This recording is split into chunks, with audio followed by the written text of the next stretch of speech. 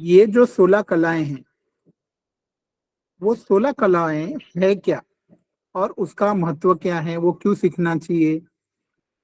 और देखो अभी जैसे लाइफ को हम बोलते हैं ना कि जीवन सफल कैसे होता है। देखो जीने के लिए तो सब लोग जी रहे हैं, इंसान भी जी रहा है, जानवर भी जी रहा है, पशु पक्षी सब लोग जी रहे हैं। लेकिन जीवन सफल हो हुआ या नहीं हुआ, ये कैसे पता चले।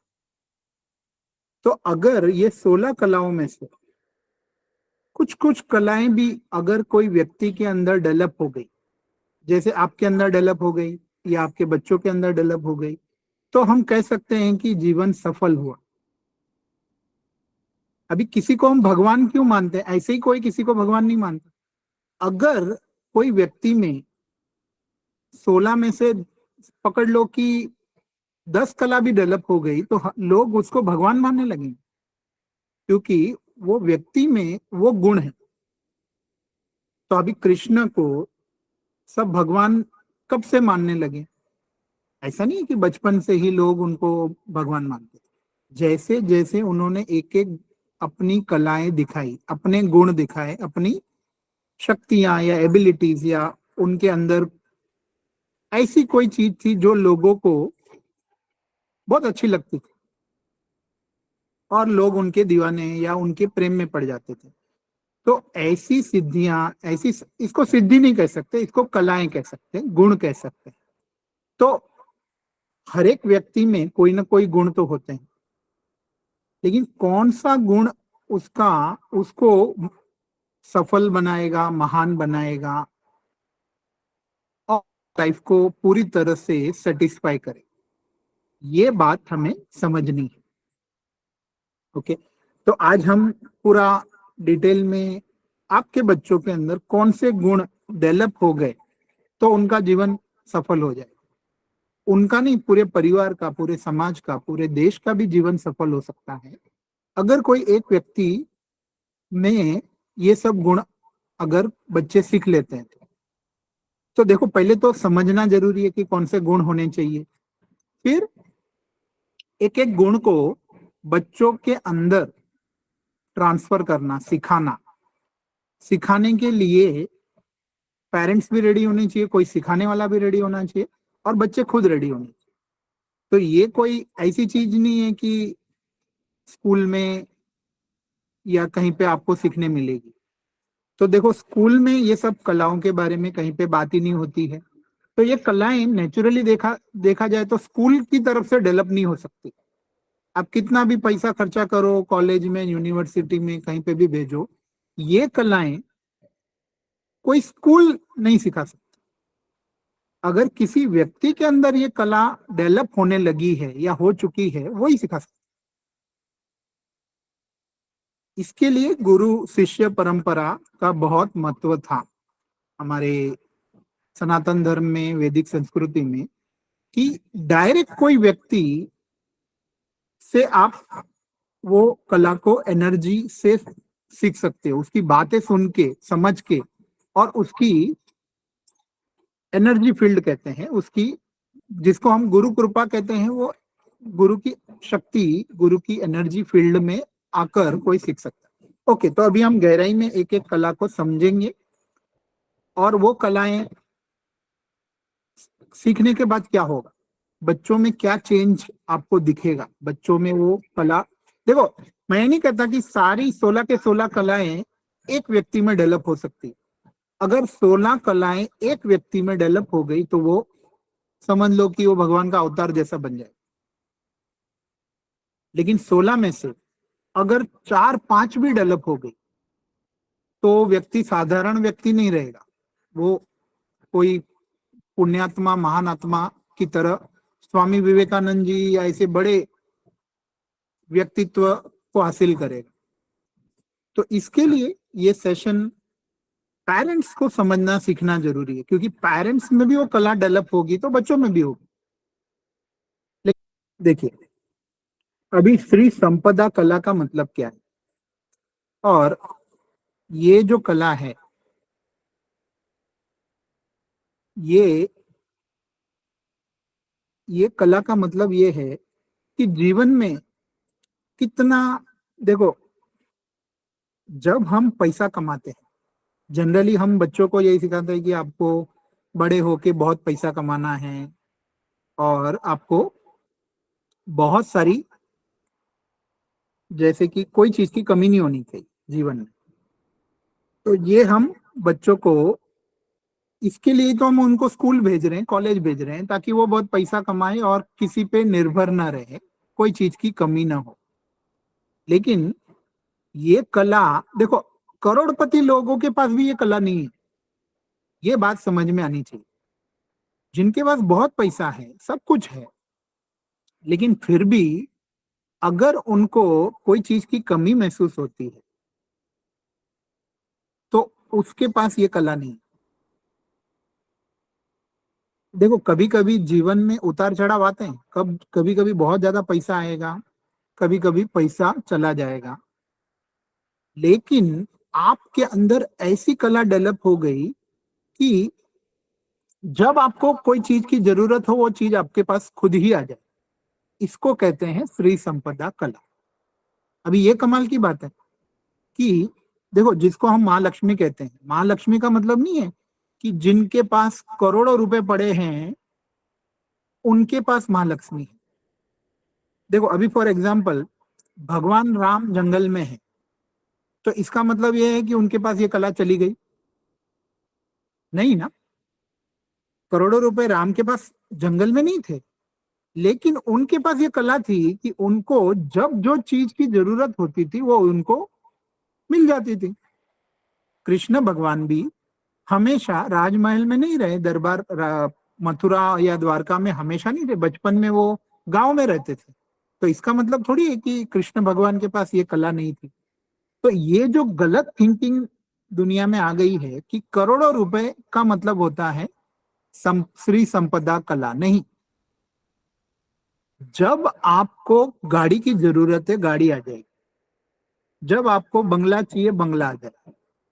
कोई आपको ऑटोमेटिक नहीं आ जाएगा, कोई व्यक्ति आपको दे देगा, आपको गाड़ी दे देगा। कोई व्यक्ति, आपको यहाँ से दिल्ली जाना है और दिल्ली जाना जरूरी है, लेकिन आपके पास खुद की गाड़ी उस समय नहीं है। आप खाली इच्छा करो, 10 गाड़ियां खड़ी हो जाएगी आपको दिल्ली पहुंचाने के लिए। ये कला अगर बच्चों में डेवलप हो गई तो अच्छा बुरा समय आता है जीवन में, बुरे समय में भी उसको जो चीज की जरूरत है उसको मिल जाएगी। ये कृष्ण की वन ऑफ द, बोलते हैं कि ये भगवान की कला है कि वो जंगल में भी बैठा है तो भी वो सारे संसार का धनी है। छोटी सी झोपड़ी में भी बैठा है तो भी सारे संसार का धनी है। उसको जब जो चीज की जरूरत पड़ेगी वो चीज उसके पास कोई ना कोई पहुंचा देगा। ऐसे ऊपर से नहीं टपकेगी, लेकिन कोई ना कोई व्यक्ति के मन में ये विचार आएगा कि इस व्यक्ति को ये यहाँ पे ये चीज की जरूरत है। अभी बहुत सारे अ, मेरे गुरु के गुरु, वो ऐसे पब्लिक में रहते नहीं थे, लेकिन जब उनको कोई गाड़ी की जरूरत होती थी, बस वो मन में वो धारणा धरते थे और 10 लोग गाड़ी भेज देते थे। फिर जब हम उनको पूछते थे कि गाड़ी कैसे आई, तो वो लोग को ऐसा लगता था कि हमको ऐसा ख्याल आया कि दादाजी को गाड़ी की जरूरत है। देखो ये कैसे हुआ। तो प्रॉपर्टी जमा करना, ये एक, हो सकता है कि जीवन में हमको हमेशा पैसों की कमी महसूस होती है तो हम ज्यादा से ज्यादा पैसा जमा करते हैं, लेकिन जब पैसों की जरूरत है, पैसा खुद आ जाए, ये कला अगर बच्चों में डेवलप हो गई तो कभी आपका बच्चा डिफिकल्ट सिचुएशन में पड़ेगा ही नहीं। जो चीज की जरूरत है उसको मिल जाएगी। चाहे सिर्फ एक चीज की जरूरत नहीं होती है, सिर्फ पैसा नहीं होता। पैसे के अलावा आपको किसी का प्यार चाहिए, किसी कोई चीज दुनिया से चाहिए, मान सम्मान चाहिए, तो कोई चीज की कमी आपको महसूस ना हो, वो कला हम सीखने जा रहे हैं। और ये कला खाली बातों से नहीं सिखाई जाती, इसके लिए कुछ अलग अलग एक्सरसाइज, अलग अलग प्रोसेस, अलग अलग विधि होती है, ताकि वो व्यक्ति में वो कला डेवलप। पहले तो ये समझना ही थोड़ा भारी पड़ता है कि ये श्री संपदा कला क्या है। तो महालक्ष्मी का मतलब है कि जब आपको कोई चीज की जरूरत होगी, आपके पास विष्णु है तो माँ लक्ष्मी खुद आ जाएगी। तो राम और कृष्ण विष्णु के अवतार थे, तो जब उनको कोई चीज की जरूरत पड़ती थी माँ लक्ष्मी खुद ही आ जाती थी। अगर राम को नदी पार करनी है तो कोई ना कोई व्यक्ति उनको नदी पार करा देगा, उनके लिए उनको कुछ करने की जरूरत नहीं। तो महालक्ष्मी में अष्ट लक्ष्मी, खाली पैसा वो धन लक्ष्मी है, लेकिन वैभव लक्ष्मी, देखो किसी के पास बहुत पैसे हैं लेकिन बच्चा नहीं है, संतान नहीं है, तो संतान लक्ष्मी की कमी है। तो आठ लक्ष्मी, वैभव लक्ष्मी, संतान लक्ष्मी, बस लक्ष्मी के अलग अलग रूप होते हैं। तो सिर्फ पैसा यानी लक्ष्मी नहीं होती है, संतान की जरूरत है। और आपके अंदर अगर भगवान कृष्ण में विष्णु का अवतार या विष्णु का अंश था, तो लक्ष्मी जो मांगते थे वो आ जाती। तो लक्ष्मी जब हमेशा आपके साथ रहने लगती है उसको श्री संपदा कला कहते हैं। कोई चीज की कमी आपको कभी महसूस नहीं होगी जिंदगी में, चाहे आप शहर में रहो, जंगल में रहो, गांव में रहो, इसको श्री संपदा कला कहते हैं। ओके। तो ये कला, देखो अभी बहुत सारे व्यक्ति है जिनका एग्जाम्पल दे सकते हैं कि ये व्यक्ति रतन टाटा मॉडर्न जमाने में देखा जाए तो उन्होंने, देखा जाए तो अनिल अंबानी, मुकेश अंबानी की तरह ये बड़े बड़े महल में नहीं रहते, लेकिन इन्होंने जो काम किया है इसको कोई भी चीजों की कमी इनको महसूस नहीं होती है। तो ये नहीं कह सकते कि ये भगवान का अवतार हो, या लेकिन कोई कोई व्यक्ति में कोई कला डेवलप होती है, तो वो बचपन से उसको कोई चीज की कमी महसूस नहीं होती, तो वो कला निखारनी पड़ती है, डेवलप होती है। कोई कोई बचपन से अमीर नहीं होते, खुद वो कला डेवलप की तो धीरे धीरे वो अमीर हो जाते हैं। ओके। तो ठीक है, अभी ये सेशन में,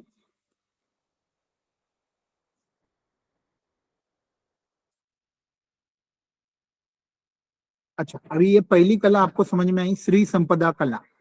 अभी हम दूसरी कला की बात करेंगे, भू संपदा कला। देखो अभी जैसे हम बात करते हैं कि पैसों की, कोई चीज की कमी की, तो ये कला का भी श्री संपदा कला से लेना देना है। लेकिन यहाँ पे ऐसा है कि ये व्यक्ति पूरी, देखो हम जंगल में बैठे हो या हम राजमहल में बैठे हो, लेकिन हमें अगर ये विचार आते रहता है कि उसके पास ज्यादा है मेरे पास कम है, तो हमेशा वो व्यक्ति कितना भी बड़ा, जैसे दुर्योधन का एग्जाम्पल ले लो, दुर्योधन के पास पूरा हस्तिनापुर था, लेकिन उसको हमेशा ये लगता था कि युधिष्ठिर ने इंद्रप्रस्थ उसने क्यों ले लिया, उसको ये क्यों मिल रहा है, उसको वो क्यों मिल रहा है। तो हमारे इतिहास में आप देखो जितने भी राजा हुए हैं, इतना बड़ा साम्राज्य होने के बावजूद भी उनको किसी और का साम्राज्य चाहिए। ये आप देखो, भारतवर्ष के राजा ज्यादातर दूसरों पर हमला नहीं करते थे, लेकिन ज्यादातर बाहर से आए हुए राजा जो है वो हमला करते थे। मेरी जमीन ज्यादा चाहिए, उससे उसका राज्य भी ले लूं, इसका राज्य भी ले लूं, उसकी राज्य भी ले लूं। तो बच्चों में देखो ये जो निगेटिव गुण डेवलप होता है, हमेशा उनके पास जो है उनको दूसरों का ज्यादा लगता है, उस दूसरों का भी चाहिए। राइट। तो ये जो कला, अगर आपको ऐसा लगता है कि दूसरों के पास जो है वो भी मुझे चाहिए, तो ये कला डेवलप नहीं हुई है। लेकिन जब आपको लगता है कि मेरे पास, ठीक है, मेरे पास जो है ऑलरेडी, वो, मैं पूरे संसार का स्वामी हूं, मेरे पास कोई चीज की कमी नहीं है, तो श्री संपदा में से ही भू संपदा निकलती है। तो ये बोलते हैं ना कि प्रॉपर्टी की बात होती, तो प्रॉपर्टी की लालच में लोग झगड़ते हैं। लेकिन भगवान कृष्ण को कभी ये नहीं लगता था कि वो मथुरा के राजा नहीं भी थे तो भी उनका लगता था कि मैं तो सारे संसार का राजा हूं। तो ये क्वालिटी जब बच्चों में डेवलप होती है, देखो अभी किसी के नाम पे कोई प्रॉपर्टी भी नहीं है, नरेंद्र मोदी के नाम पे कोई प्रॉपर्टी नहीं है, लेकिन फिर भी पूरा भारत उनका है। मैं ये नहीं कहता हूं कि प्रॉपर्टी जमा करना, प्रॉपर्टी बनाना गलत बात है, लेकिन आप अंदर से गरीब मत बनो। बाहर से अमीर बनो लेकिन अंदर से भी अमीर बनो। ज्यादा प्रॉपर्टी होने के बावजूद भी अगर हमें ये लगता है कि मेरे पास कम है, तो हम अंदर से गरीब है ना। तो भू संपदा कला अगर डेवलप हो गई तो आपको कभी ये नहीं लगेगा, देखो आपकी प्रॉपर्टी बढ़ते जाएगी ऑटोमेटिक, और कभी आपको ऐसा नहीं लगेगा कि मेरे पास कम है। नेचुरली प्रॉपर्टी बढ़ने लगती है क्योंकि ये कला डेवलप हो गई। आपको कोई ना कोई बड़ा प्रॉपर्टी मिल जाएगा। कृष्ण जैसे द्वारकाधीश बन गए, मथुरा छोड़ना पड़ा, इसका मतलब थोड़ी है कि वो रोड पे आ गए, वो द्वारका नई नगरी मिल गई उनको। तो ये कला जब डेवलप होती है, और ये कोई दिमाग लगाने से, ये वो करने से जरूरी नहीं है डेवलप हो जाए। अगर आप अंदर से पूरे संसार का स्वामी जैसी अंदर से आपको क्वालिटी डेवलप होने लगी, तो ऑटोमेटिक प्रॉपर्टी आपके पास आने लगती है, जमा होने लगती है। ये कृष्ण की आकर्षण शक्ति जिससे ये सब होता है। तो अभी देखो, भू संपदा की बात कर रहे हैं हम, तो मैं एग्जांपल देता हूं आपको कि स्क्रीन को बंद करते हैं तो एग्जांपल देंगे तभी बात समझ में आती है। देखो, जब वामन अवतार की आप कहानी याद करो, वामन अवतार में राजा बलि की तीनों, राजा बलि पूरे धरती का उन्होंने स्वर्ग को भी जीत लिया, पृथ्वी लोक को भी जीत लिया, तीनों लोकों के स्वामी बन गए। तब भगवान विष्णु ने वामन का रूप धरा और उससे 3 पैरों में तीनों लोक ले लिए। ओके, लेकिन उनको, राजा बलि को बिल्कुल ऐसा नहीं लगा कि मेरे से सब कुछ चला गया। ये बात समझनी जरूरी है। जब भगवान तुम्हारे पास आ गए और भगवान ने तुमसे सब ले लिया, तो सब कुछ तो भगवान का है, लेकिन भगवान तुम्हारे, तो अब सब कुछ तुम्हारा हुआ। इसको कहते हैं भू संपदा कला। भगवान विष्णु ने उस राजा बलि को बोला कि तुम चिरंजीवी रहोगे और कभी कोई चीज पूरा धरती पे राज करोगे। तो चिरंजीवी, ऐसा कहते हैं कि राजा बलि अभी भी जिंदा है क्योंकि वो चिरंजीवी, 8 चिरंजीवी में से उनका नाम आता है। तो भू संपदा कला डेवलप होते ही आपके अंदर ऑटोमेटिक वो एबिलिटी डेवलप होती है कि आपको ऐसा प्रॉपर्टी की कमी तो महसूस होगी नहीं और प्रॉपर्टी बढ़ते जाएगी। तो भू संपदा कला के लिए मैंने ये राजा बलि का एग्जाम्पल दिया। सब कुछ चला गया, लेकिन भगवान है तो भगवान वापिस, जो गया है वो भगवान के पास गया तो भगवान वापिस देने वाले हैं आपको। तो ऐसा कभी महसूस ही नहीं होगा कि आपका सब कुछ चला गया और आप पूरा निराश होकर जीवन जी रहे हो। ये कला डेवलप होनी चाहिए क्योंकि उतार चढ़ाव जीवन में आते हैं, लेकिन अगर आप अंदर से गरीब महसूस करोगे तो आप गरीब गरीब गरीब बनते जाओगे। आप आप आपको लगेगा कि मैं जो गया है वो वापिस आ सकता है, तो वापिस आएगा। ये बात समझ में आनी चाहिए। और ये सब चीजें दिमाग से नहीं समझती, ये जागरूकता जब डेवलप होती है, वो व्यक्ति बदल जाता है, तभी ये सब चीजें होती, नहीं तो ये सब चीजें नहीं हो सकती। ओके, तो अब हम बात करेंगे आगे की कला।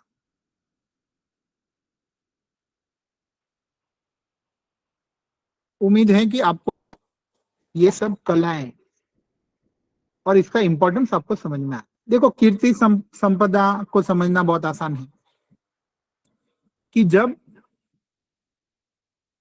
आपके काम के चर्चे फैलने लगते हैं, जब आप अपना बिजनेस और नौकरी करोगे या जो करोगे, तो उसमें पॉपुलैरिटी नहीं बढ़ेगी। थोड़ा बिजनेस बढ़ेगा तो थोड़े थोड़े कुछ लोग जानेंगे, लेकिन आपके काम के चर्चे पूरे देश में फैलने लगेंगे तो आपके नाम की कीर्ति फैलती है। तो ये व्यक्ति जिसमें ये कला होती है वो ऑटोमेटिक उस ऐसे उस काम उसके थ्रू होते हैं कि उसके नाम के चर्चे जगह जगह फैलने लगते हैं, क्योंकि वो साधारण व्यक्ति की तरह काम नहीं करता। तो कीर्ति यानी कि पॉपुलैरिटी ऑटोमेटिक उसकी बढ़ने लगती है, वो फेमस होने लगता है व्यक्ति। दूर दूर तक लोग उनको जानने लगते हैं कि ये व्यक्ति क्या कर रहा है, उस व्यक्ति के नाम के चर्चे होने लगते। तो ये भी क्वालिटी तब डेवलप होती है जब आप पब्लिक, देखो पॉपुलैरिटी मतलब लोगों के साथ मिलके कुछ करोगे। जब आप अपने अपने में रहोगे तो ये कीर्ति नहीं फैलेगी, लेकिन लोगों के लिए जब कोई कुछ करने लगता है तो वो पॉपुलर होने लगता है, पॉपुलैरिटी बढ़ने लगती है, और बाय डिफॉल्ट आपको नाम, पैसा, सक्सेस सब कुछ मिलने लगता है, तो कीर्ति बढ़ती है। तो बच्चों को ये जो इंग्लिश कल्चर क्या बोलता है कि तुम तुम्हारा पैसा जमा करो, और तो जरूरी नहीं है कि कीर्ति फैलेगी, लेकिन तुम लोगों के लिए कुछ ऐसा करो कि ताकि लोग तुमको पैसा दे, लोग तुमको पसंद करें, और दूसरों को भी बताएं कि ये व्यक्ति बहुत ही अच्छा है और बहुत अच्छा सर्विस देता है, काम करता है, तो आपका पॉपुलैरिटी बढ़े। तो ये अलग क्वालिटी है जो बच्चों में डेवलप होनी चाहिए कि बचपन से उसको ज्यादा से ज्यादा लोग उसको उसके बारे में जाने। ये क्वालिटी जब डेवलप होने लगती है तब कीर्ति संपदा आती है। ओके, तो ये सब चीजें बच्चों के दिमाग में डालना, फिर वो डेवलप करवाना और उसकी प्रैक्टिस करवाना, यही जरूरी है। यही हम वैदिक संस्कार सेशंस में और ये सब सेशंस में करेंगे, क्योंकि अगर कोई ये चीजें बच्चों को बताएगा ही नहीं तो नेचुरली वो हिस्ट्री, ज्योग्राफी, मैथ, साइंस बस वही सीखते रह जाएंगे जिंदगी भर, कभी पॉपुलैरिटी आएगी नहीं उनके जीवन में। ओके, तो कीर्ति संपदा को समझना ज्यादा मुश्किल नहीं है। देखो अभी ये सब कलाएं हैं, अलग अलग कला हम सीखेंगे।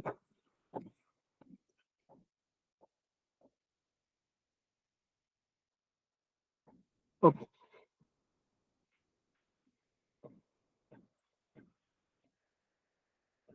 तो हम थोड़ा तेजी से बात करेंगे ताकि सभी कलाओं को हम फिनिश कर सकें। देखो, वाणी सम्मोहन बहुत इजी है कि अगर कृष्ण भगवान में ये कला थी, बचपन से ही उनकी वाणी लोगों को सम्मोहित कर देती थी।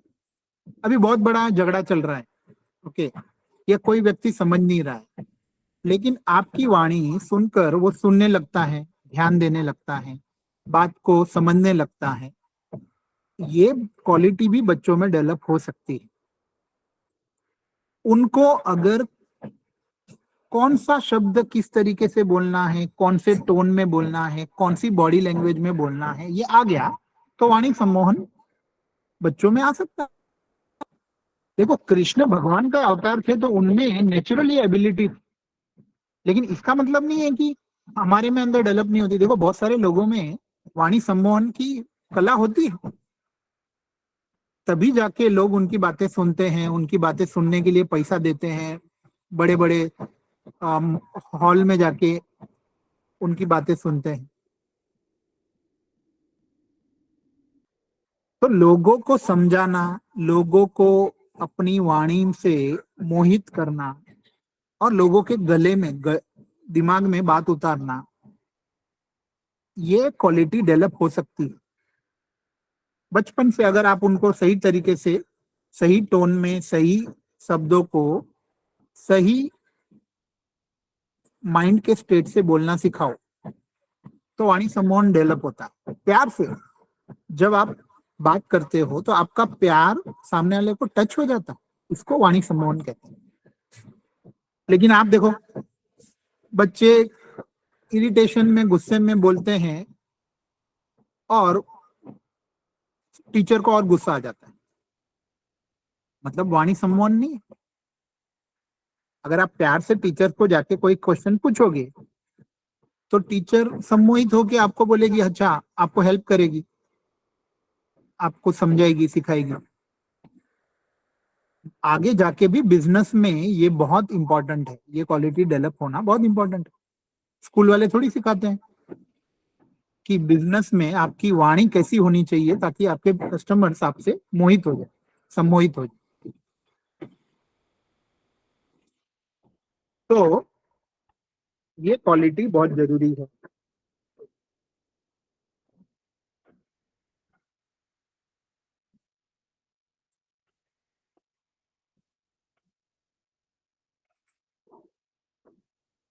ओके, वाणी सम्मोहन को समझाना ज्यादा मुश्किल नहीं है। देखो कुछ एग्जाम्पल भी है। नेताजी सुभाष चंद्र बोस की बात, लड़ाई लड़ने के लिए रेडी हो जाते थे, तो किसी में ये वाणी होती है ऐसी जो लोगों को मोहित कर देती, सम्मोहित कर देती। तो ऐसे कुछ उदाहरण भी होंगे। देखो अभी लीला, लीला यानी लाइफ को एंजॉय करने की। देखो बहुत सारे लोग बहुत काम करते हैं, बहुत काम करते हैं, लेकिन लाइफ को एंजॉय करने का टाइम ही नहीं उनके पास। लाइफ को एंजॉय नहीं कर पाते। बुढ़ापे में याद आता है कि मैंने पूरी जिंदगी काम किया लेकिन कभी एंजॉयमेंट तो किया ही नहीं। बचपन से लेके बुढ़ापे तक हर दिन अगर आप लाइफ को एंजॉय करने लगते हो, कभी कंटाला नहीं आता है, कभी जिंदगी बोर नहीं लगती, ये क्वालिटी डेवलप हो गई तो इसको लीला। तो कृष्ण की पूरी जिंदगी में आप देखो, उन्होंने बचपन से लेके जब तक धरती पे थे उन्होंने बहुत मजे लिए हैं, बहुत एंजॉय किए। और ये लीला का मतलब होता है कि जीवन का आनंद लो, जीवन के मधु को चखो। अभी कैसे चखना है ये बच्चों को सिखाना, ये सेशंस में बच्चों को नहीं, पहले तो पेरेंट्स को सीखना जरूरी है। अभी किसी के माँ बाप जीवन का आनंद नहीं ले रहे हैं तो उनका बच्चा लेगा क्या, मुझे बताओ। माँ बाप रोज झगड़ा कर रहे हैं, गुस्सा कर रहे हैं, बोर लग रहा है, जिंदगी कंटाला आ रहा है और बस टाइम पास हो रहा है, तो बच्चे भी वैसे ही बनेंगे। कोई भी काम करो, स्कूल की पढ़ाई कर रहे हो तो स्कूल की पढ़ाई हमको बोरिंग लगती है, लेकिन पढ़ाई करनी है तो एंजॉय करते हुए करो ना। एग्जाम देनी है तो एग्जाम का टेंशन लेने की जरूरत नहीं है, एग्जाम को भी एंजॉय किया। कोई काम करना पड़ रहा है, ये चीज को सोच ही गलत है। ये काम करते हुए मुझे मजा आ रहा है, काम तो करना ही है तो जबरदस्ती क्यों करना है, मजा लेके करो ना। जब ये होने लगता है उसको कहते हैं लीला। कोई चीज आप जबरदस्ती नहीं करते हो, अगर कोई चीज करनी है ही तो मजे लेके करो। अभी देखो ये बातों को समझना भी लोगों के परे की बात हो सकती है, लेकिन ये जीवन मैं इस तरीके से जीने लगा हूं तभी जाके मैं दूसरों को सिखा सकता हूं। तो बचपन से बच्चों को अगर आप ऐसा सिखाते हैं कि तुझे स्कूल में पढ़ना ही है, तो स्कूल से नफरत करके, पढ़ाई से नफरत करके तू पढ़ेगा तो तेरे जिंदगी के इंपॉर्टेंट साल तू वेस्ट कर रहा है। एंजॉय करते हुए मजे लो ना, स्कूल का मजे लो, कॉलेज का मजा लो, पढ़ाई का मजा लो, एग्जाम का मजा लो। लीला इसको कहते हैं। अभी देखो कांति कला मतलब, इसका डायरेक्ट कनेक्शन है ब्यूटी से। जो व्यक्ति के अंदर ओजस और तेजस डेवलप होता है, उसके रूप को देखकर लोग मोहित होने लगते हैं। देखो अभी कुछ एग्जांपल आप यहाँ पे देखो।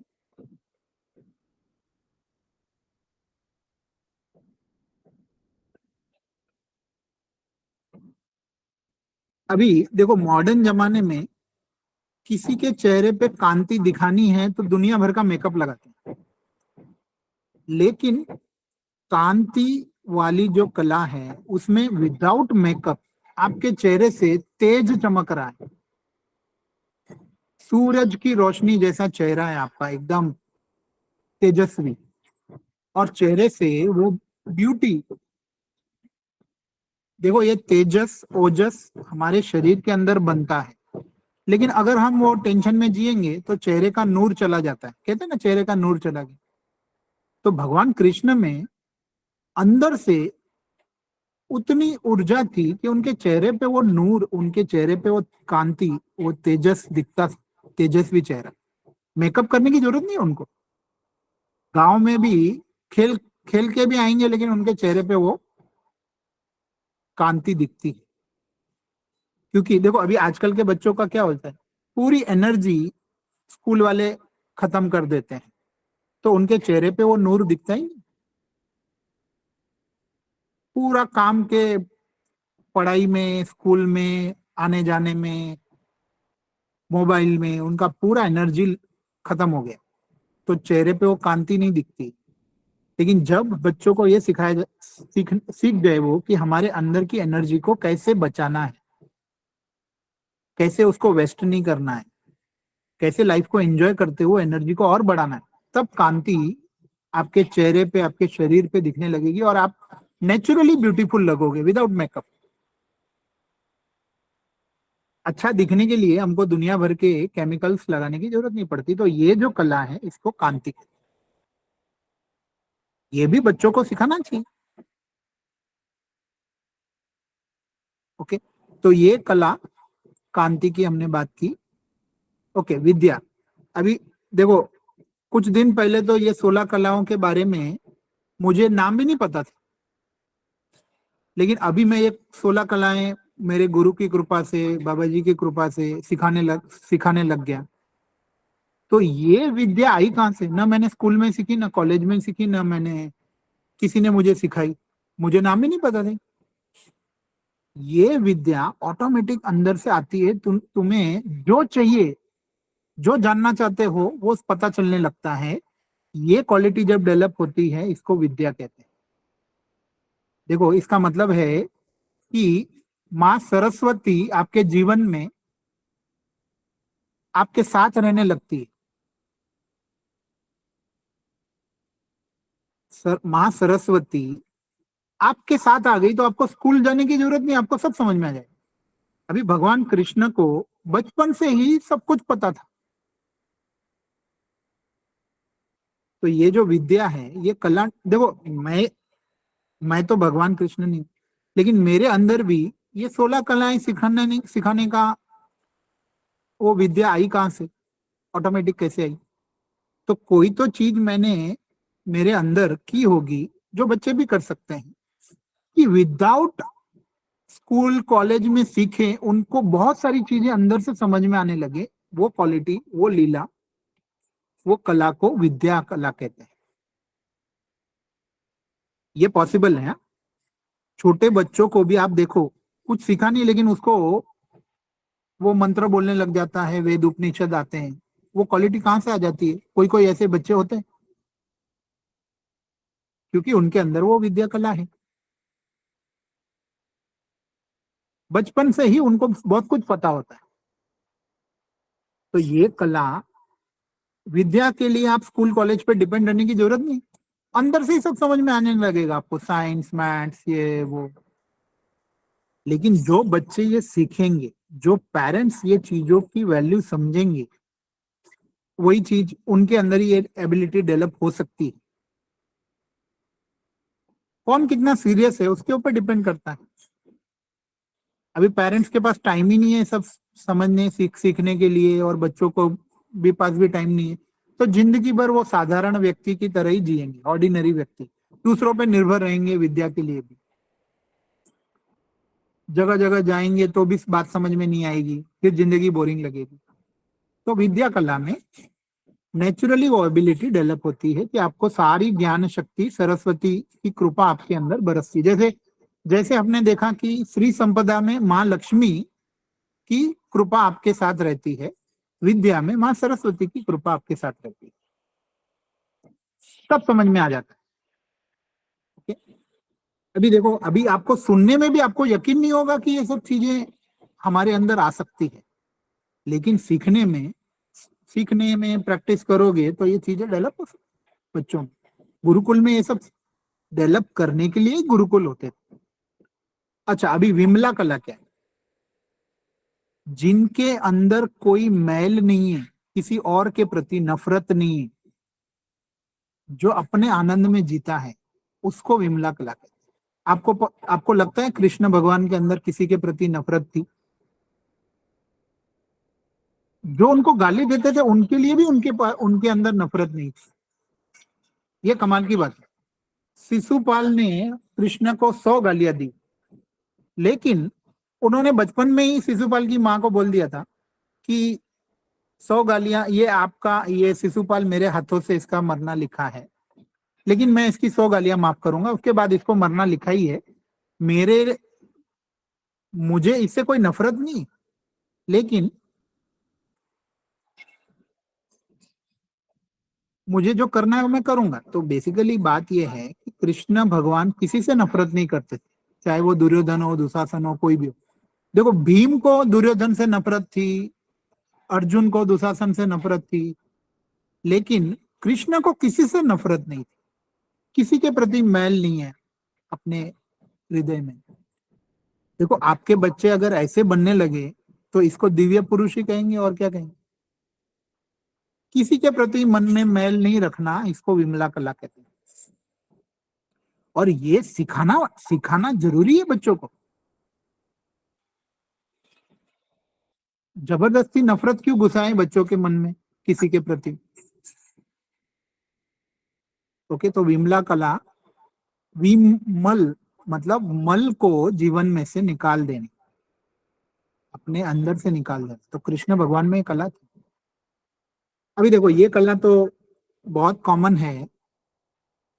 अगर आपका बच्चा किसी को मोटिवेट कर सकता है क्लास में, उत्कर्षणी शक्ति का मतलब होता है दूसरों को मोटिवेट कर। अगर कोई उदास है, कोई नाराज है, अभी आप ही उदास हो, लेकिन आपका बच्चा आके आपको मोटिवेट करता है कि मम्मी ये प्रॉब्लम सॉल्व हो जाएगा, तुम चिंता मत करो। जब ये क्वालिटी बच्चों में आ जाती है कि पूरी समाज को, दुनिया को, सबको मोटिवेट कर सकते हैं, तब ये कला को उत्कर्षणी शक्ति। अभी ये कला तो कृष्ण में बचपन से ही थी। और ऐसा नहीं है कि, देखो अभी आप सारे मोटिवेशनल स्पीकर हैं, उनमें ये कला है, वो दूसरों को मोटिवेट करते हैं। तो आपके बच्चों में भी अगर ये हो गई तो बड़े होके वो बहुत बड़ी मोटिवेशनल स्पीकर बन सकते हैं, पूरे घर को, परिवार को, समाज को, दुनिया को मोटिवेट कर सकते हैं। उत्कर्षणी शक्ति, कोई उदास है तो उसको उत्साह दिला के उसके सारे प्रॉब्लम सॉल्व करना और उसको गाइड करना, ये कृष्ण ने भगवत गीता में यही किया है। उन्होंने ये अपनी कला दिखाई। कैसे कृष्ण ने अर्जुन को पूरा मोटिवेट करके धर्म युद्ध के लिए रेडी किया। ये उत्कर्षणी शक्ति। ये समझने वाली बातें नहीं है। देखो, हमको लगता है कि हम बच्चों को खाली सिखाएं, समझाएं, नहीं। ये कला डेवलप होनी चाहिए बच्चों में कि कृष्ण ने ऐसा किया, ये याद रखो। अरे याद रखने से क्या होने वाला? हम बच्चों को बोलते हैं देखो इसको सब पता है। अरे पता होना गलत है, वो चीज को एक्सपर्ट बनना, मास्टर बनना इज द मेन थिंग। देखो यहाँ पे ये दिखाया हुआ है, अर्जुन को मोटिवेट किया कृष्ण ने। अभी देखो, नीर श्रीर विवेक, इसका ये नाम ही इतना डिफिकल्ट लगता है, लेकिन इसका मीनिंग ये है कि कौन से टाइम पे कौन सा प्रॉब्लम कैसे सॉल्व करना, अपनी विवेक बुद्धि से।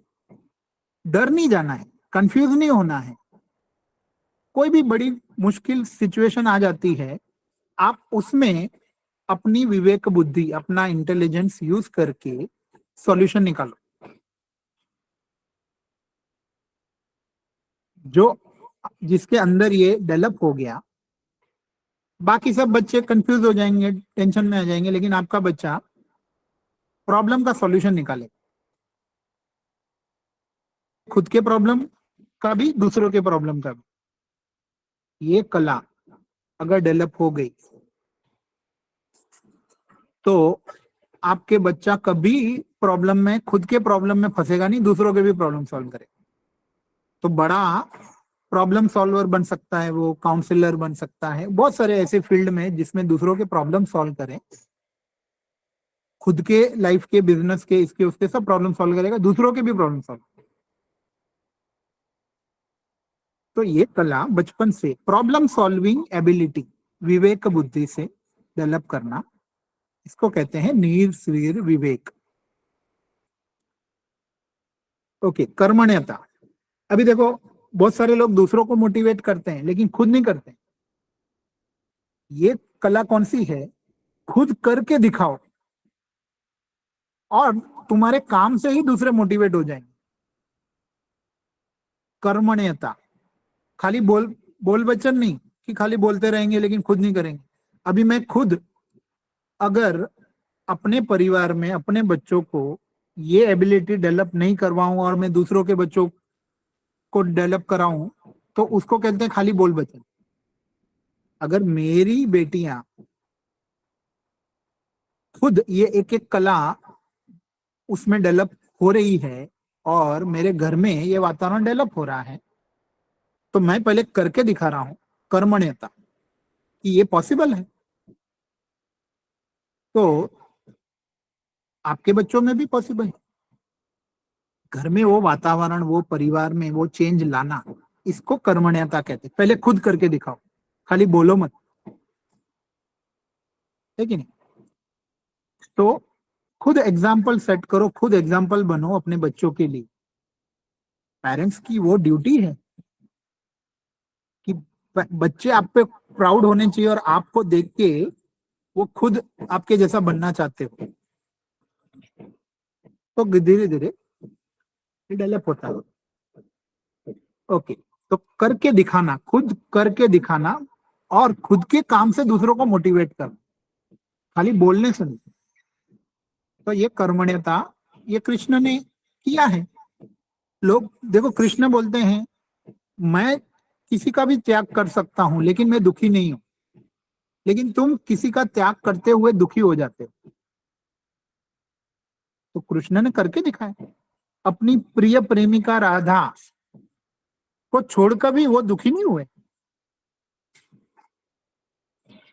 क्योंकि राधा से दूर वो गए हैं लेकिन अंदर से तो राधा के साथ ही है। तो कृष्ण ने बहुत सारी चीजों का त्याग किया लेकिन फिर भी जीवन का आनंद लिया। कर्मण्यता, करके दिखाओ।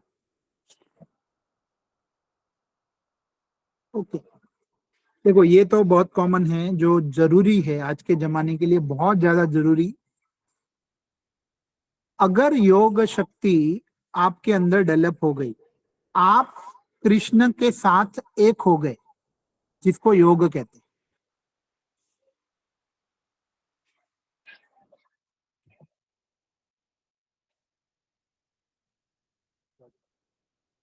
तो योग शक्ति अगर बचपन से हमको आदत लग गई कि हमको जब प्रॉब्लम आती है हम भगवान के साथ एक हो जाए और भगवान से सॉल्यूशन मांगे, तो उसको योग शक्ति कहते हैं।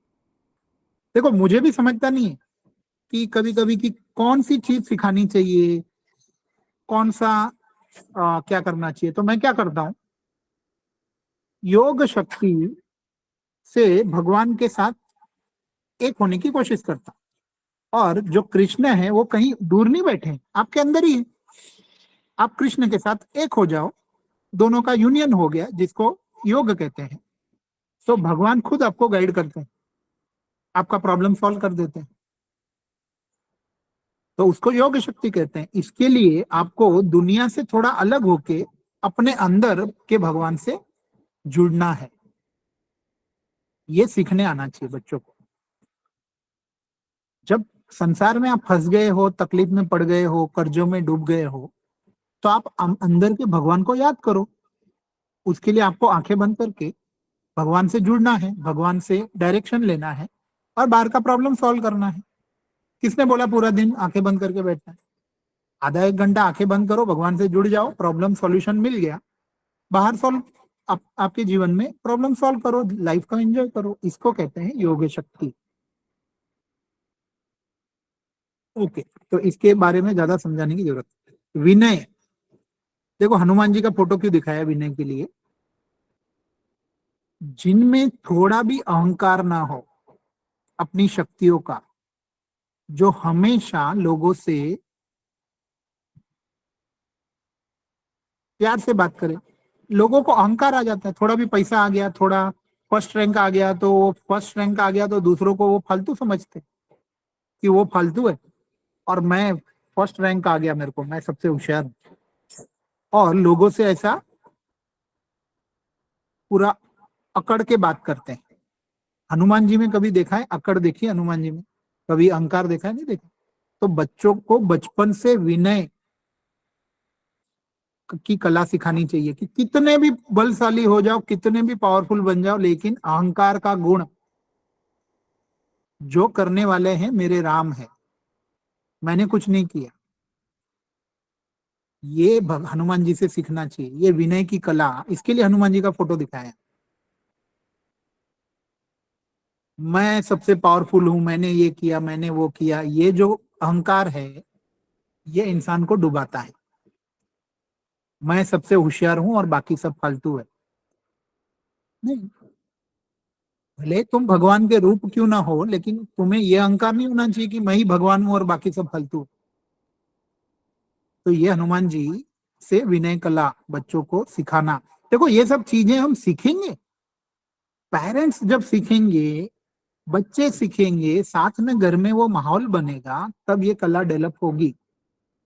16 की 16 कलाएं डेवलप होना पॉसिबल नहीं है, क्योंकि वो पूर्ण पुरुषोत्तम भगवान कृष्ण में ही हो सकता है वो चीजें। लेकिन सीखने से और डेवलप करने से जो भी कला डेवलप हो गई, जितनी भी डेवलप हो गई, जीवन सफल हो जाएगा, जीवन का आनंद मिलेगा। देखो सत्य धारणा, सत्य धारणा का बेस्ट एग्जांपल है हरिश्चंद्र राजा। जब आप अपने अंदर के सत्य को जान लेते हो, फिर आपको किसी से डरने की जरूरत नहीं, फिर आपको किसी से झूठ बोलने की जरूरत नहीं, कुछ छुपाने की जरूरत नहीं। ये कला डेवलप हो जाती है, अंदर बाहर सेम हो जाता है इंसान। अंदर कुछ बाहर कुछ, ऐसा नहीं लोगों को दिखाने के लिए अच्छी अच्छी बातें करे और अंदर से उसको गाली दे। इसको सत्य धारणा नहीं कहते। जैसा है वैसा आप सत्य बोलते हो, सत्य का, सत्य को पकड़ के रखते हो। कभी गलत चीजों पे गलत चीज बोलते भी नहीं हो, गलत चीजों का साथ भी नहीं देते। सत्य सनातन धर्म क्यों कहते हैं? सत्य धारणा व्यक्ति जो करने लगता है, वो कभी मुखोटा नहीं पहनता झूठ का, प्यार से सत्य बोल देता है सामने वाले को, उसकी गलतियां भी प्यार से समझाता है। इसको कहते हैं सत्य धारणा। खुद भी अंदर से सच्चा बनता है, अंदर कुछ छुपाता नहीं है। इसको सत्य धारणा कहते हैं। देखो अभी ये सब क्वालिटी सुन के भी आपको लगेगा कि अगर ये आपके या आपके परिवार में डेवलप हो गई तो कितने प्रॉब्लम सॉल्व हो जाएंगे जीवन के। तो सत्यवादी राजा हरिश्चंद्र की बात नहीं कर रहे हैं हम यहाँ पे, लेकिन सत्य में बहुत शक्ति होती है, उसकी बात हो रही है। सत्य हमेशा जीतता है, ये सच है। तो भगवान कृष्ण में एबिलिटी थी। ओके, तो अभी देखो दो ही कला बची है। आज का सेशन जो है वो फर्स्ट सेशन नहीं है, आज का सेशन इंट्रोडक्टरी सेशन। देखो योग शक्ति के अनु एग्जाम्पल भी है। जिन्होंने योग शक्ति से भगवान को पाया, उनमें भगवान की कलाएं आने लगती है। ये 100% ट्रू है। ये सारे महाअवतार बाबा जी, लहरी महाशय, फिर इनके जो शिष्य जो भी हुए हैं, युक्तेश्वर गिरी, परमहंस योगानंद, ये सभी लोग योग शक्ति के एग्जाम्पल। देखो सत का एग्जाम्पल है यहाँ पे सत्य धारणा। और भगवान कृष्ण ने बचपन से ही लोगों को सत्य बता देते थे। वो जैसे मैंने बताया, शिशुपाल की मम्मी को उन्होंने बोल दिया कि आप ये, इसकी मृत्यु मेरे हाथों से लिखी है, लेकिन मैं इसको ऐसे ही नहीं मारूंगा। अगर जब ये गलतियां करते रहेगा, टाइम आएगा तभी मारूंगा। तो सत्य छुपाने की जरूरत नहीं, प्यार से उन्होंने बता दिया कि जो होना है वो होगा। तो ये एग्जाम्पल है। देखो आधिपत्य कला का मतलब क्या होता है? आधिपत्य का मतलब ये है कि कोई आपके ऊपर हावी नहीं हो सकता। आपने कभी देखा है कि कृष्ण पे कोई हावी हो जाता था? कोई नहीं हो सकता कृष्ण पे हावी। कृष्ण किसी के साथ झगड़ा नहीं करते थे, कृष्ण गुस्सा नहीं करते थे, लेकिन फिर भी देखो युधिष्ठिर, भीम, ये सब बड़े थे कृष्ण से, लेकिन फिर भी कृष्ण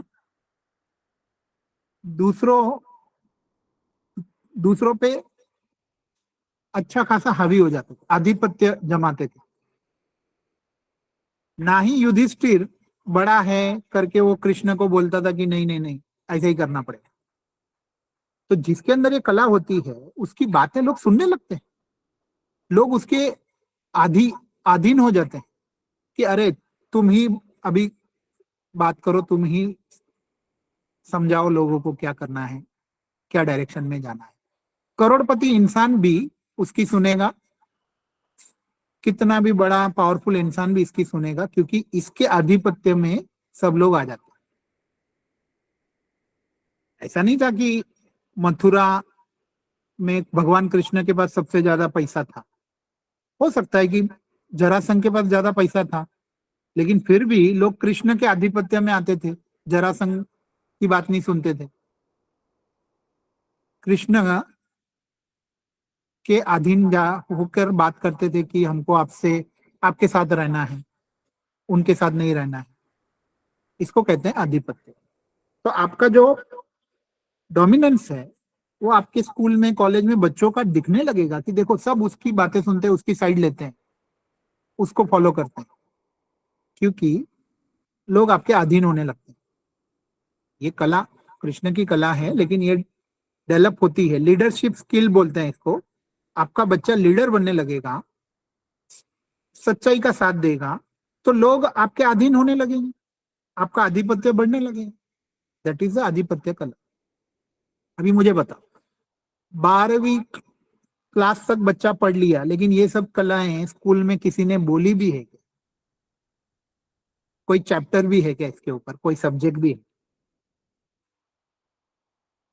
ज्योग्राफी, मैथ्स, ये वो ठीक है, वो सीखना जरूरी है, वो सब ऐसा नहीं है कि वो सब, लेकिन वो चीजों से भी ज्यादा जरूरी चीजें ये है, ये भी तो एक सब्जेक्ट होना चाहिए। वो सब सीखो, लेकिन ये भी सीखो, तो जीवन में किसी का भला हो सकता है। देखो आधिपत्य कला में अगर आप एग्जाम्पल ले लो, हनुमान जी हमेशा राम के अधीन में रहते थे। राम जो करते हैं वही सच है, राम जो बोलेंगे वो मैं करूंगा। ये जो कला है कि राम के ऊपर आपको, राम में वो कला है, इसके लिए हनुमान जी नहीं, सुग्रीव, सारे लोग राम के हिसाब से, उनके हिसाब से चलते थे, क्योंकि भगवान राम में वो कला होगी तभी लोग उनकी बात मानेंगे ना, नहीं तो क्यों मानेंगे। विभीषण अपने भाई को छोड़ के, लंका छोड़ के राम के अधीन आ गया, क्योंकि राम में वो कला थी कि लोग सब उनकी शरण में चले जाते। आधिपत्य, कोई इनके अगेंस्ट, कोई पागल ही होगा जो खड़े होगा, जिनको मरना है वो इनके अगेंस्ट खड़े होगा। इसको कहते हैं आधिपत्य का। देखो तो ये दिया हुआ है कि राम के आधिपत्य में अगर आप जीने लगोगे तो सब कुछ सही होता है। अच्छा, ये सबसे इंपॉर्टेंट कला है, जो लास्ट कला, अनुग्रह श्रमता कला। जीवन में जो भी मिला है उसके लिए अगर आप थैंक यू के स्टेट में जीते हो, मुझे ये नहीं मिला, मुझे वो नहीं मिला, ये नहीं मिला, वो नहीं मिला, कंप्लेंट करते रहते हैं जिंदगी भर, तो कितना भी मिला लेकिन इंसान खुश नहीं रह सकता। अगर आप ग्रेटिट्यूड कहते हैं इसको, तो भगवान कृष्णा, देखो आप उनकी स्टोरी सुनो अभी। ठीक है, ये सब खत्म हो गया, इसको बंद करते हैं। फोटोज तो मैंने बहुत दिखाए ताकि आपको पता चले और एक हम सिलेबस फॉलो करें। उम्मीद है कि आप सभी लोग मेरे साथ हो। जो भी कलाएं सुन रहे थे आप लोग ध्यान से, लास्ट 5 मिनट्स, क्योंकि टाइम ऊपर हो गया है, लेकिन अनुग्रह क्षमता कला की बात कर रहा हूं मैं। अभी समझ लो कि मेरे जीवन में ये कलाएं मैं आने लगी। ओके, लेकिन अगर मैं सोचूं कि नहीं, ये कलाएं सिर्फ मैं मेरे जीवन में ही आनी चाहिए, दूसरों के जीवन में नहीं आनी चाहिए, तो मेरे में अनुग्रह श्रमता नहीं है। लेकिन अगर मैं जो भी मिला है उसके लिए ग्रेटिट्यूड में हूँ, भगवान की कृपा है कि ये सब मुझे मिला है, मेरे गुरु की कृपा है, भगवान की कृपा है, सब एक ही है, गुरु भगवान सब एक। और मैं ये चीजों को बांटने लगूं अपने हाथों से। देखो वो फोटो में दिखाया था ना, हाथों से बांटने लगूं, इसको कहते हैं अनुग्रह क्षमता का। आप ग्रेटिट्यूड में जी रहे हो और आप पूरी संसार के प्रति आप थैंकफुल हो, और आप संसार को वो चीज रिटर्न कर रहे हो। आपको मिला सिर्फ मेरा है, मैं किसी को नहीं दूंगा, और बस मैं ही सबका हड़प लूंगा। ये चीजों के वजह से लोग दुखी हो जाते हैं। अगर कुछ नहीं मिला तो दुखी हो जाएंगे, लेकिन जो भी मिल रहा है उसको खुले हाथों हाथों से बांटो। ये जब चीज डेवलप होती है, इसको अनुग्रह क्षमता है। लेकिन देखो अभी इसमें एक बहुत इंपॉर्टेंट बात मैं कहता हूं, मैं बांट रहा हूं, ओके, सामने वाला मेरे हाथों से छीन के लेके जा रहा है, और सामने वाला उसका कुछ यूज भी नहीं कर रहा है, दूसरों को नहीं बांट रहा है, और उसका यूज भी सही तरीके से नहीं कर रहा है, खुद भी बदल नहीं रहा है, दूसरों को भी नहीं बदल हेल्प नहीं कर रहा है, तो आप के साथ देखा जाए तो लोग आपकी चीजें लेके आपका फायदा उठा रहे हैं। तो क्या होता है कि आपका टाइम और आपकी एनर्जी वेस्ट हो रही है। मैं ये सब चीजें उसी लोगों को देना चाहता हूं कि जो ये लेना चाहते हैं, जो ये चीजों का वैल्यू समझते हैं, और जो अपने परिवार में अपने बच्चों में ये चीज करना चाहते हैं। जो इसकी वैल्यू नहीं करते हैं वो ग्रेटिट्यूड में ये चीजों को वेस्ट कर देंगे, इसका मिसयूज होगा। तो वही लोग जो खुद अपने जीवन को बदलेंगे, अपने बच्चों को बदलेंगे और दूसरों को सिखाएंगे, ऐसे लोग जो मेरे टाइम की वैल्यू करेंगे, जो अपने टाइम की वैल्यू करेंगे, और दूसरों का भी जीवन में ये चीजों को बांटेंगे प्यार से, ऐसे चीजों ऐसे लोगों को ये कलाएं सीखने के हकदार हैं। हमको मिला तो हम दूसरों को खुद पकड़ के नहीं बैठना चाहते हैं, लेकिन दूसरों को देना चाहते हैं, लेकिन सामने वाला लायक होना चाहिए ये चीजें सीखने के लिए, ये चीजों को की वैल्यू समझना चाहिए उसी को। देखो पहले के जमाने में भी बड़ी जो विद्याएं होती थी वो सभी को नहीं मिलती थी, जो लायक होता था उसको ही वो गुरु सिखाते थे ना, चेक करते थे कि सामने वाला लायक है कि नहीं। सारे ब्रह्मास्त्र सभी को मिले थे क्या? जो लायक था उसको ही मिले ना। अर्जुन, जो लायक है उसको ही वो चीज मिलेगी। तो कैसे पता चलता है कि सामने वाला लायक है कि नहीं? पहले तो वो सीखने के लिए टाइम निकालना चाहता है कि पहले वो सिर्फ लेने की आदत है कि उसके अंदर देने की भी कुछ आदत है। शिष्य गुरु से कुछ लेते, देखो विश्वामित्र की कहानी सुनो आप। विश्वामित्र ने राम को बहुत कुछ दिया, लेकिन बदले में राम ने क्या किया पता है? विश्वामित्र को जो भी राक्षस परेशान करते थे उसको राम ने खत्म किया। इसको कहते हैं शिष्य जो होता है वो गुरु को रिटर्न करने की क्वालिटी होनी चाहिए, नहीं तो वो शिष्य लायक नहीं। सारे ब्रह्मास्त्र ले लिए विश्वामित्र से राम ने और बदले में कुछ नहीं किया, तो अनुग्रह क्षमता नहीं है। राम में अनुग्रह क्षमता थी, ये कला थी कि जिससे लेता है उसको देता भी है, दूसरों को भी देता है। ये कला को समझना सबसे मुश्किल है। खाली लेना नहीं जानता, देना भी जानता है खुले हाथों से, और सामने वाले से जब ले रहा है तो बदले में कुछ देना भी जानता है। वही लोग ये कलाएं सीख पाएंगे। तो नॉमिनल फीस हमने इसलिए रखी है कि ऐसे ही लोग ये चीजों को सीखें जो इसकी वैल्यू करें। नॉमिनल फीस एक कला को सीखने के लिए सिर्फ 200, जो चीज के लिए आप पूरे स्कूल में 2-2 हजार 5-5 हजार फीस भरते हो, और वो क्या सिखाते हैं, मैथ साइंस ये वो, और ऊपर से ट्यूशन भी हम लगाते हैं। ठीक है, मैं नहीं कहता कि वो सब चीजें फालतू काम की है, लेकिन जरूरी थोड़ी है कि आपका बच्चा वो सब सीख के कुछ इंजीनियर डॉक्टर ही बनेगा। सबके बच्चे थोड़ी इंजीनियर डॉक्टर या पावरफुल बिजनेसमैन बनेंगे। जो वो बनना चाहता है वो बनेगा, लेकिन स्कूल वाले तो सबको सेम चीज सिखा रहे हैं। तो जहां पे हम हजारों लाखों रुपया लुटा रहे हैं कॉमन चीजें सीखने के लिए, लेकिन जहां कुछ एक्स्ट्रा ऑर्डिनरी चीज सीखने के लिए अगर हम 200 रुपया भी नहीं दे सकते, तो हमारे में अनुग्रह क्षमता कला नहीं। वो पेरेंट्स इसका यूज भी नहीं करेंगे, जो फ्री में सीखेंगे वो इसका यूज भी नहीं करेंगे। फ्री की चीज की कोई वैल्यू होती नहीं है और लोग उसकी कदर भी नहीं करते। 200 रुपया तो हम एक टाइम का खाना खाने में निकाल देते। एक बंदे का खाना खाना है, एक थाली का कॉस्ट है 200 रुपये। उसमें अगर आपको एक कृष्ण की गुण की कला सीखने मिल रही है और वो भी इंसान को देना नहीं है, तो वो लायक ही नहीं है ये चीज सीखने। ओके, इसके लिए ये नॉमिनल फी हमने रखी है। आप लाइव सेशन अटेंड नहीं भी कर पाओगे, नो प्रॉब्लम, रिकॉर्डिंग भी सुनोगे तो भी चलेगा, रिकॉर्डिंग आपको मिलेगी। और 1000 बार देखो रिकॉर्डिंग, 1000 बार प्रैक्टिस करो।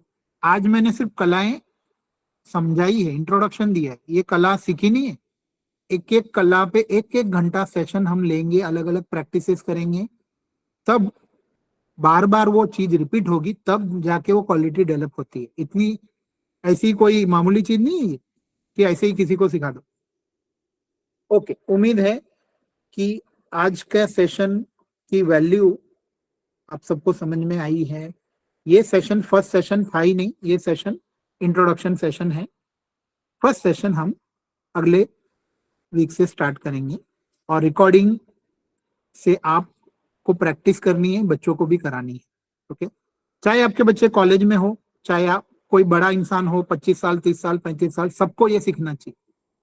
ये गलत फहमी दूर करो कि ये बच्चों के लिए, सबके लिए है, पेरेंट्स के लिए ज्यादा है। इसके लिए मैं पेरेंट्स को, देखो बच्चे जो सीखेंगे, आपके अगर बच्चे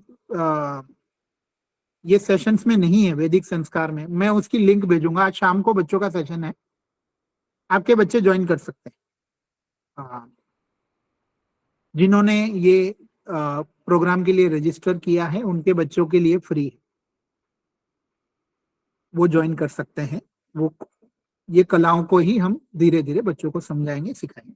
ओके, तो उनकी लिंक मैं भेज दूंगा, आपके बच्चे आज शाम को के सेशन को ज्वाइन करें, 4:30 to 5:30 की लिंक भेज दूंगा। ओके, आज कुछ पूछना है आपको? जो लास्ट 1 मिनट में हम सेशन एंड करेंगे, किसी को कुछ पूछना है? ओके, कोई प्रश्न नहीं है तो आज का सेशन यहाँ एंड करते हैं। आप सभी लोगों को